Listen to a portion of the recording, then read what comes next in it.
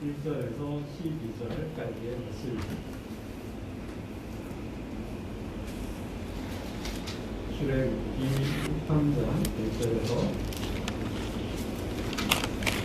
12절까지의 말씀입니다. 3장 1절에서 12절까지 말씀을 읽고 있겠습니다. 모세가 그의 장인 미디안 제사장 이드로의 양떼를 치더니 그 양떼를 광야 서쪽으로 인도하여 하나님의 산 호렙에 이르매 여호와의 사자가 떨기나무 가운데로부터 나오는 불꽃 안에서 그에게 나타나시니라. 그가 보니 떨기나무에 불이 붙었으나 그 떨기나무가 사라지지 아니하는지라. 이에 모세가 이르되 내가 돌이켜 가서 이 큰 광경을 보리라. 떨기나무가 어찌하여 타지 아니하는고 하니 그때에 여호와께서 그가 불을 보고 돌이켜 오는 것을 보시니라. 하나님이 떨기나무 가운데서 그를 불러 이르시되 모세야 모세야 하시매 그가 이르되 내가 여기 있나이다. 하나님이 이르시되 이리로 가까이 오지 말라. 내가 쏜 것은 거룩한 땅이니 내 발에서 신을 벗으라. 또 이르시되 나는 내 조상의 하나님이니 아브라함의 하나님 이삭의 하나님 야곱의 하나님이니라. 모세가 하나님이 배웠기를 두려워하여 얼굴을 가리매 여호와께서 이르시되 내가 애굽에 있는 내 백성의 고통을 분명히 보고 그들의 감독자들로 말미암아 부르짖음을 듣고 그 근심을 알고 내가 내려가서 그들을 애굽인의 손에서 건져내고 그들을 그 땅에서 인도하여 아름답고 광대한 땅 젖과 꿀이 흐르는 땅 곧 가나안 족속, 헷 족속, 아모리 족속, 브리스 족속, 히 족속, 여부스 족속의 지방에 들어가려 하노라. 이제 가라. 이스라엘 자손의 부르짖음이 내게 달하고 애굽 사람이 그들을 괴롭히는 탑대로 내가 보았으니 이제 내가 너를 바로에게 보내어 너에게 내 백성 이스라엘 자손을 애굽에서 인도하여 내게 하리라. 모세가 하나님께 아뢰되 내가 누구이기에 바로에게 가며 이스라엘 자손을 애굽에서 인도하여 내리까. 하나님이 이르시되 내가 반드시 너와 함께 있으리라. 내가 그 백성을 애굽에서 인도하여 낸 후에 너희가 이 산에서 하나님을 섬기리니 이것이 내가 너를 보낸 증거니라. 오늘 본문 말씀 나누기 전에 먼저 하나님 주신 말씀을 잠깐 나누겠습니다. 하나님은 알고 듣고 보고 계신다. 보고 듣고 알고 내려가서 건져내고 인도하여 내려가신다 하셨는데요. 7절과 8절 말씀을 오늘 주시는 말씀으로 함께 보자 합니다. 7절, 8절 함께 다시 보겠습니다. 시작. 여호와께서 이르시되 내가 애굽에 있는 내 백성의 고통을 분명히 보고 그들의 감독자로 말미암아 부르짖음을 듣고 그 근심을 알고 내가 내려가서 그들을 애굽인의 손에서 건져내고 그들을 그 땅에서 인도하여 아름답고 광대한 땅 젖과 꿀이 흐르는 땅 곧 가나안 족속, 헷 족속, 아모리 족속, 브리스 족속, 히 족속, 여부스 족속의 지방에 들어가려 하노라. 아멘. 일단 본문을 보면 내 백성의 고통을 보고 보신다 그랬어요.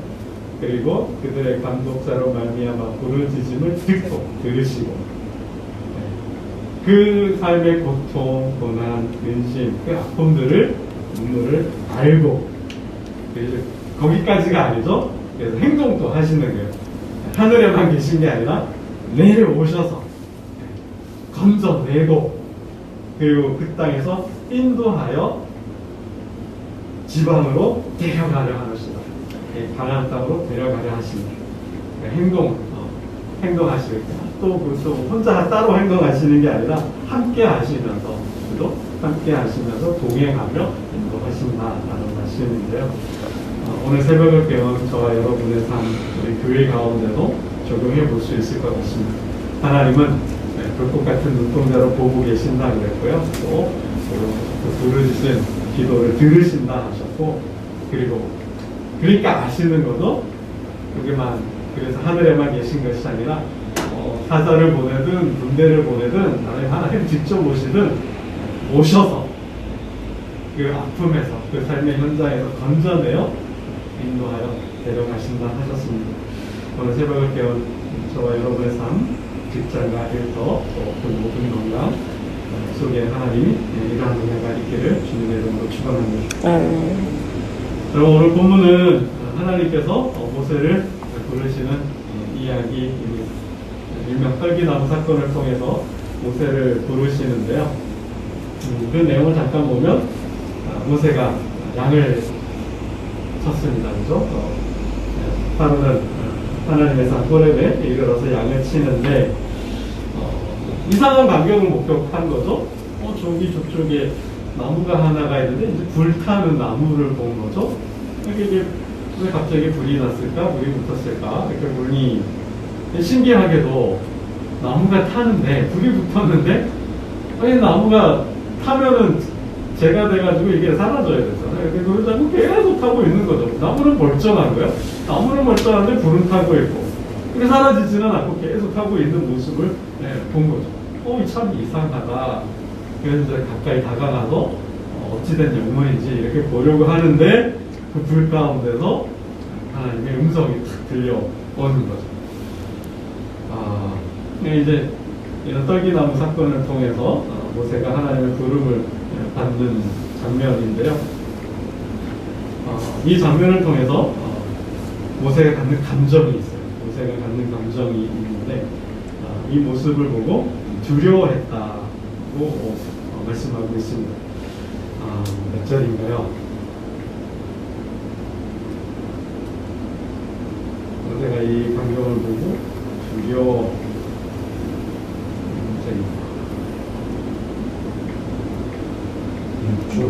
6절인가요?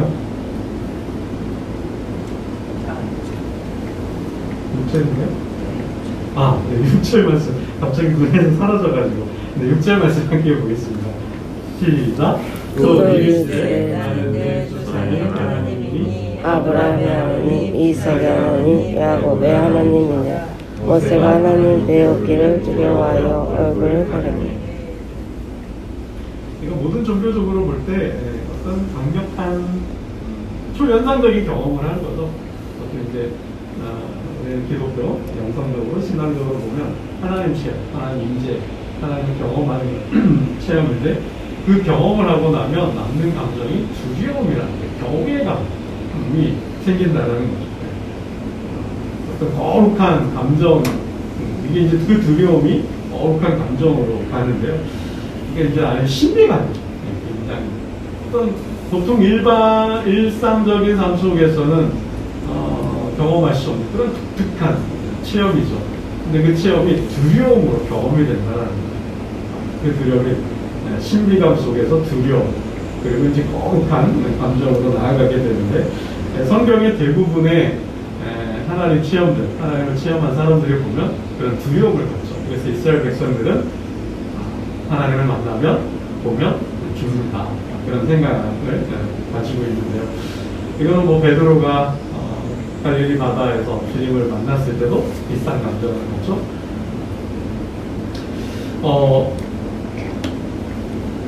그러니까 하나님 이 모세의 떨기나무 사건은 모세뿐만 아니라 성경의 인물들도 대다수 인물들도 없죠. 삶의 현장에서 하나님을 경험하게 된다. 근데 그 경험은 아주 우리가 일상에서는 경험할 수 없는, 경험해보지 못했던 아주 독특한 신묘먹측한 사건으로 경험이 된다는 거죠. 마치 그 신화 같은 그런 동화 같은 이야기처럼 느껴지지만 우리들의 삶 속에서 은혜 체험이라는 거죠. 은혜 체험, 어떤 은사 체험, 성령 체험, 와 같은 것으로 이렇게 볼 수 있습니다.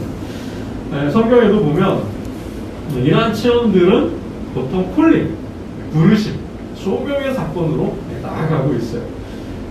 좀 전에 말씀드렸던 것처럼 베드로도 만선의 기적을 경험하잖아요. 밤이 맞도록, 밤이 새도록 고기를 잡았지만 한 마리도 못 잡았는데 주님의 말씀대로 깊은 곳으로 나가 그물을 내렸더니 정말 두 배로 가득 채우고 남을 고기를 잡았어요. 그러니까 이 체험을 통해서 주님의 존재, 실체를 보게 되는 거죠. 그러니까 이런 경험이죠. 우리들의 삶 속에서 보통 일상의 삶인데 여러의 삶과는 다른, 살았던 삶과는 다른 어떤 정말 강력한 독특한 체험을 하는 거죠. 그것이 어떤 몸으로 느껴지든 느껴지지 않든 일어난 일 그 자체는 뭐예요? 예전과는 다른 거죠. 경험해보지 못했던, 정말 알지 못했던 그런 경험이라는 거죠. 꼭 뭐 꿈이나 뭐 현실인지 꿈인지 모르는 가운데 하늘이 열려야만이 아니라 뭔가 어떤 소리를 들려와야만이 아니라 우리의 삶의 사건으로 하나님의 경험을 할 수 있다는 거죠.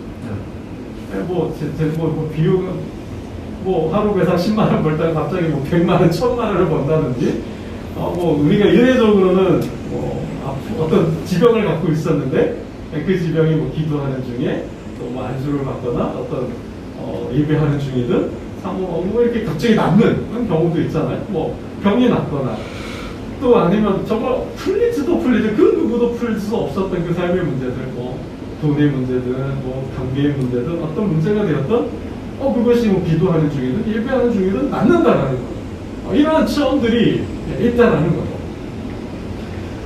기도원을 부르실 때도 보면 새벽에 이슬이 내리고 그 이슬이 솜뭉치만 내렸다가 또 솜뭉치는 내리지 않고 다른 땅에만 내리기도 하는 그런 체험을 통해서 사사로 부름을 받죠.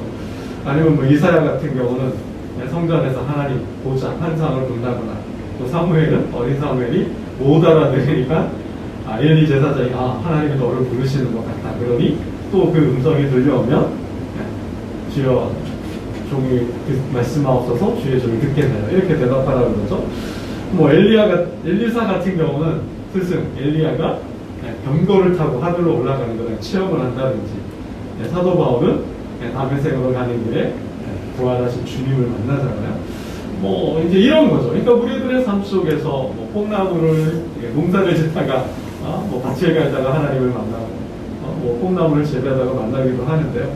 우리의 일상에서 하나님의 임재를 통하여 하나님을 경험할 수 있다는 것입니다. 경험이 된다는 것이고요.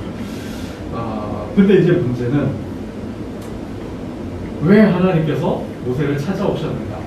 왜 하나님께서 모세에게 나타나셔서 모세에게 이러한 아주 독특한 특별한 경험을 하게 하시는가? 소명이라는 콜링, 부르심이라는 거예요. 여러분 한 장면이 바뀌었어요. 모세가 태어날 때 이야기, 바로의 압제로 죽어야 할 운명이었지만 하나님의 은혜로 구원을 건짐을 받았습니다. 그리고는 장성에서 바로의 아들로 왕자로 사는데 자기 동포를 도와주러 나갔다가 사람을 죽이게 되고 또 그 일이 폭로가 되어 도망자 미디안으로 왔어요. 그리고 이제 또 장면이 바뀐 거죠. 하나님에서 호렙에서 떨기나무를 통해 하나님 만났어요. 이게 다 뭐예요? 40년을 주기로 태어났을 때 바로의 왕자로서 도망을 했을 때가 40이고 이제 양을 치다가 하나님 부름을 받은 데가 80이에요. 그러니까 모세 80인생의 이야기가 세 컷으로 딱 나눠져 있어요. 그래서 40, 40, 40 80년 주기 80살의 부름을 받는 이야기인데요. 왜 하나님은 이렇게 40년 만에 이렇게 모세를 찾아오셨을까? 그것이 7절과 9절이죠. 7절 말씀 우리 함께 보겠습니다. 부르신, 찾아오신 이유인데요. 7절 우리 다시 보겠습니다. 시작. 여호와께서 이르시되 내가 애굽에 있는 내 백성의 고통을 분명히 보고 그들이 그들의 감독죄로 말미암아 부르짖음을 듣고 힘을 알고 이미 입장에서 바로의 압제가 있었잖아요. 국고성을 지어야 했고 그래도 계속 이스라엘 백성들이 늘어나니 이를 더 부대게 하잖아요. 어려운 노동으로 그들의 생활을 괴롭게 하니 그래서 집을 벽돌을 만들게 하고 집을 해가지고 진흙을 이어서 뭐 그런 일들을 이제 하게 하는 거죠. 그러니까 그 부르짖음, 저들이 부르짖었을 때 탄식하여 부르짖는 소리를 하나님 들으셨고 그들의 기도가 상달됐다 그랬습니다. 그리고는 또 40년이 지나간 거죠. 하나님 왜 부르셨을까? 왜 부르셨을까? 이유는 다른 이유가 없어요. 딱 하나도 뭐요? 내 백성을 구원하려는 겁니다. 하나님께서 모세를 통하여 부르시는 이유가 있는데요. 우리 10절 말씀입니다. 10절 함께 보겠습니다. 시작. 이제 내가 너를 바로에게 보내어 너희에게 내 백성을 자손을 애굽에서 인도하여 내게 하라. 모세를 찾아오신 이유가 바로 이 10절이에요. 내 백성의 아픔과 그들의 눈물과 그들의 고통, 이국 땅에서 종이 되어서 그 힘겨운 삶을 살고 있는 백성들, 자기 백성들의 아픔을 아시고 그들을 건져내시려고, 구원하시려고 오셨다. 모세야, 내가 저들의 아픔을 눈물을 보았다. 그러니 이제 내가 가서 저들을 구원하라는 것입니다. 여러분, 우리의 삶 속에 찬양하였던 것처럼 이런 하나님의 은혜를 통한 다양한 하나님 체험들이 있습니다. 그런 체험들, 은사들을 주신 이유는 뭐예요? 누군가, 어디선가 눈물을 흘리고 있는 그 사람들을 도와주라고, 구제하라고, 섬기라고 하나님 은혜를 주셨다는 것. 이것이 어떤 지식으로, 남들이 모르는 지식으로, 또 남들이 갖지 않는 그런 부와 명예로, 또 남들이 경험하지 못한 하나님의 체험, 그 능력을 통해서 저들을 돕고 구원하라 주셨다라는 거죠. 그래서 하나님 우리는 언제나 하나님 편에서, 하나님 계신 곳에서, 하나님 일하시는 곳에 있을 때 그 현장에 있는 고통받는 자들, 힘겨운 하루를 사는 자들, 절망 가운데 있는 자들을 도울 수 있어야 한다는 거죠. 이게 부르심이라는 거예요. 그러니까 오늘날의 교회가 거기까지 못 가고 있어요, 사실. 그죠? 교회 안에만 머무는 신앙인데 이제는 교회 밖으로 나가야 된다는 거예요. 물론 교회 안에도 어렵고 힘겨운 삶을 사는 사람들이 있어요. 그들 도와야 돼. 그러나 교회 밖에도 있다라는 거예요. 이제는 교회가 밖으로 나가서 어떤 삶의 그 현장에서 나와 함께 부딪히며 사는 사람들 중에 아픔을 가지고 있는 자들을 말씀을 통해, 복음을 통해 도울 수 있어야 한다는 거죠. 그게 부르신, 은혜를 주신, 능력을 주신, 은사를 주신 이유라는 사실입니다. 말씀을 이제 맺고자 하는데요. 왜 지금인가? 왜 40년의 세월을 그냥 흘려보내셨는가? 모세가 준비가 안 됐기 때문에요. 어제도 잠깐 힌트로 말씀을 드렸지만 모세가 준비가 안 돼서 하나님의 일을 할 수 있는 사람으로 거듭나기까지 40년의 시간이 걸린 거죠. 우리 11절 말씀을 함께 보겠습니다. 11절입니다. 함께 봅니다. 시작. 모세가 하나님께 이르되 내가 누구에게 바로에게 가며 이스라엘 자손을 애굽에서 인도하여 내리까. 그러니까 내가 누구이기에 이 한마디 속에 그 세월이 왜 하나님께서 이제 부르신 이유가 있다라는 거죠. 어제 말씀을 보았지만은 40세의 모세는 어떻습니까? 굉장히 불의를 보면 못 참는 사람이었어요. 동포들의 그 아픔, 애국 감독이 학대를 하니 그냥 그 사람을 한 번에 그냥 쳐서 죽이고 하잖아요. 그러니까 굉장히 혈기가 왕성한, 아직 좀 원석 같은 다듬어지지 않은 감정 절제나 통제도 못하고 또 이 일이 나의 삶에, 다음의 삶에 어떤 영향을 미칠지도 생각을 못하고 그냥 분이 나서 화가 나서 이건 아니다 싶어서 이제 하는 거죠. 다음날 갔다가 동포들도 싸우고 있는데 그 싸움 한번 말리다가 들통이 나가지고 이제 도망자가 됐죠. 미디안 광야에서도 우물을 통해 막 뒤에 늦게 온 자들이 앞에 있는 자들 물리치고 막 소동을 피고 하니 모세가 또 가서 문제를 해결하고. 그러니까 굉장히 의로운 사람, 의협적인, 불의를 보면 못 참는, 그러면서 굉장히 감정적이고 쉽게 혈기가 왕성하는 그런 모습인데, 그러한 성격을 가지고는 이 하나님의 중차대한 역사적인 소명을 감당할 수 없다라는 거죠. 감정도 좀 다스릴 줄도 알고, 좀 침착도 하고, 또 계획도 세울 줄 알고, 또 하나님의 말씀을 받아서 순종하고 나아갈 수 있을 그러니까 우리가 앞으로 계속 보지만 광야에서 인도에 가는데 그 이스라엘 백성들이 없었습니까? 정말 공격을 얼마나 많은 공격을 합니까? 그 모든 공격을 다 받아내야 되잖아요. 그 온유함이 모세의 온유함이 모든 사람들보다 승했다. 그러니까 그 정도의 온화함, 온순함, 비둘기 같은 순결한 마음, 성품으로 바꿔줘야 되는 거죠. 그러니까 왕자니까 내가 못할 일이 보이냐? 나는 얼마든지 내가 하려고 하면 맘 먹으면 다 할 수 있다. 이런 자만과 교만에 빠질 수도 있고 또 성격적으로도 혈기가 왕성해서 실수할 수 있는 거죠. 그래서 하나님께서 40년이라는 시간 속에서 모세를 다듬어서 원만하게 하나님의 종으로 사역을 감당할 수 있게 하는 이거 영적인 시간이 필요로 했다는 사실입니다. 이런 말씀을 맺겠습니다. 하나님은 오늘도 어느 곳에서 고통 가운데 있는 자들이 있고 그 사람들을 위하여 부르셨다라는 것이고 우리가 먼저 부름받은 자로서 훈련되고 이게 가면 안 돼요. 훈련이 안 된 상태로 가면 꼭 사고 터진다는 거.